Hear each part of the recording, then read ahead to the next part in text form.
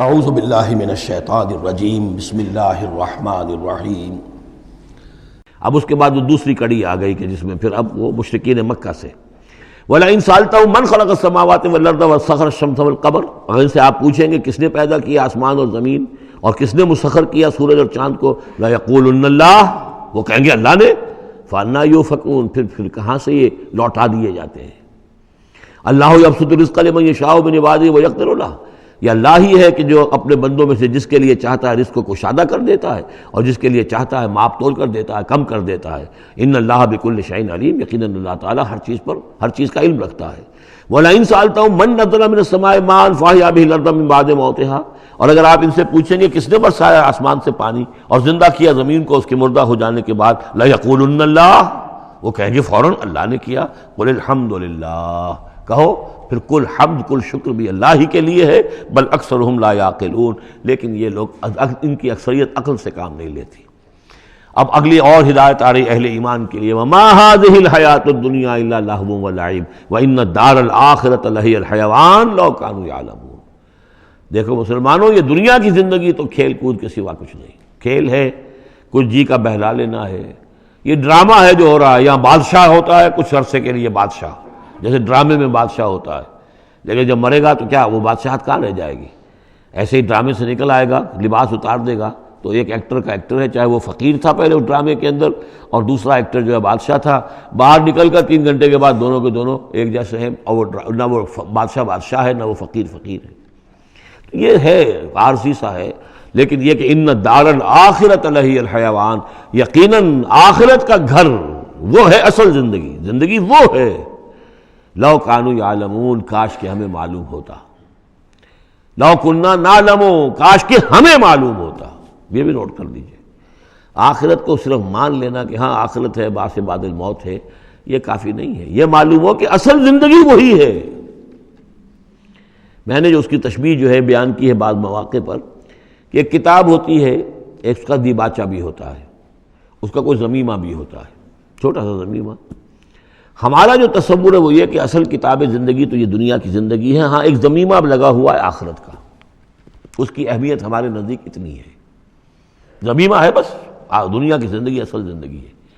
ہونا کیا چاہیے کہ یہ دنیا کی زندگی تو دیباچہ ہے، اصل کتاب جو ہے وہ آخرت کی زندگی ہے۔ یہ ریشو پروپورشن کم سے کم، حالانکہ ویسے تو فائنائٹ اور انفائنائٹ کے درمیان کوئی ریشو پروپورشن ہو ہی نہیں سکتی، ایک لامحدود زندگی اور ایک محدود زندگی، کیا اس میں ریشو پروپورشن ہوگی؟ لیکن یہ کہ پھر بھی اگر کوئی کرنی ہے تو دیباچہ اور کتاب زندگی اصل موت کے بعد کھلے گی، یہ دیباچہ ہے، یہ مقدمہ ہے۔ ہم نے کیا سمجھا اصل زندگی کتاب زندگی یہ ہے، ہاں ایک ضمیمہ بھی اس کے ساتھ ہے جس کا نام آخرت ہے۔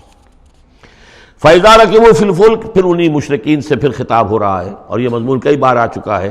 جب یہ سوار ہوتے ہیں کشتی میں، دعوا اللہ مخلصین لہ الدین، تو پھر یہ اللہ ہی کو پکارتے ہیں اس کے لیے اپنی اطاعت کو خالص کرتے ہوئے۔ فلما نجاہم الی البر، اور جب اللہ تعالیٰ انہیں نجات دے دیتا ہے خشکی کی طرف، اذا ہم یشرکون، تو پھر یہ شرک کرنا شروع کر دیتے ہیں۔ لیکفروا بما آتیناہم، تاکہ یہ ناشکری کریں اور کفر کریں ہماری دی ہوئی نعمتوں کے، ولیتمتعوا، اور تاکہ بس مزے اڑا لیں۔ فسوف یعلمون، پھر یہ جان لیں گے۔ الہاکم التکاثر حتی زرتم المقابر کلا سوف تعلمون ثم کلا سوف تعلمون، اصل حقیقت تو اس وقت کھلے گی۔ اولم یروا انا جعلنا حرما آمنا، یہ پھر اہل ایمان سے کہا جا رہا ہے، کیا یہ دیکھتے نہیں کہ ہم نے حرم کو ان کے لیے امن کی جگہ بنا دیا ہے۔ وَيُتَخَطَّفُ النَّاسُ مِنْ حَوْلِهِمْ، اور لوگ جو ہیں اچک لیے جاتے ہیں ان کے ارد گرد سے، باقی عرب کے اندر تو امن و امان تھا ہی نہیں۔ أَفَبِالْبَاطِلِ يُؤْمِنُونَ وَبِنِعْمَةِ اللَّهِ يَكْفُرُونَ، تو کیا یہ باطل پر ایمان رکھتے ہیں اور اللہ کی نعمت کا یہ کفران کر رہے ہیں۔ وَمَنْ أَظْلَمُ مِمَّنِ افْتَرَىٰ عَلَى اللَّهِ كَذِبًا أَوْ كَذَّبَ بِالْحَقِّ لَمَّا جَاءَهُ، اس شخص سے بڑا ظالم اور کون ہوگا جس نے کوئی چیز گھڑ کر اللہ کی طرف منسوب کر دی، اور اسی طرح وہ شخص کہ جس نے اللہ کی طرف سے آئے ہوئے حق کی تکذیب کر دی جبکہ اس کے پاس آیا۔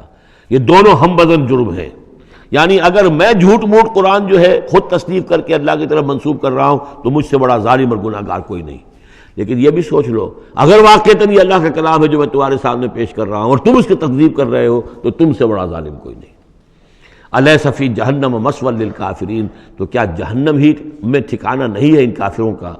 اور آخری آیت جو ہے پھر اسی سیغے میں لنہدین والذین جاہدوا فینا، اہل ایمان کے دلجوئی کے لیے گھبراؤ نہیں، پریشان نہ ہو، والذین جاہدوا فینا لنہدینہم سبلنا، وہ لوگ کہ جو ہماری راہ میں جہاد کریں، محنت کریں، کوشش کریں، جد و جہد کریں، قربانیاں دیں، اظہار کریں، انہیں مطمئن رہنا چاہیے ہمارا پختہ وعدہ ہے، مؤکد وعدہ ہے، ہم لازماً ان کی رہنمائی کریں گے اپنے راستوں کی طرف۔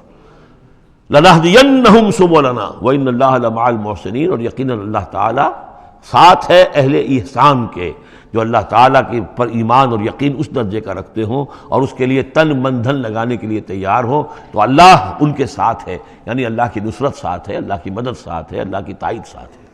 صدق اللہ العظیم۔